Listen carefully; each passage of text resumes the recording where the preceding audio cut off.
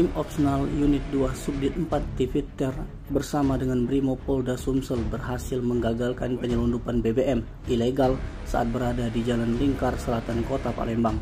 Truk dengan bak modifikasi itu diamankan petugas tepat saat melintas di flyover Keramasan mengarah ke Jalan Lingkar Selatan pintu tol Palembang Indralaya. Penangkapan itu langsung dipimpin Kanit 2 Subdit Tiviter Ditreskrimum Polda Sumsel Kompol M. Indra Prameswara. Truk tanpa nomor polisi itu diduga mengangkut BBM ilegal sebanyak lebih dari 11 ton, di mana supirnya turut juga diamankan petugas.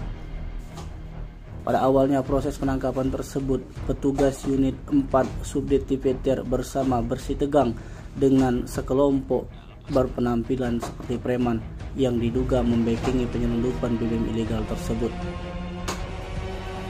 Dari pantauan, sekelompok orang itu berupaya untuk menghalangi petugas yang hendak mengamankan mobil tersebut. Setelah datang personel Brimopolda Sumsel, para preman yang sempat menghalangi proses penangkapan itu akhirnya dipukul mundur.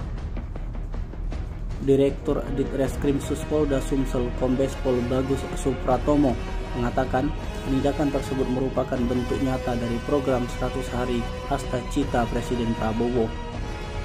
Tim Liputan Sumsel Update TV melaporkan.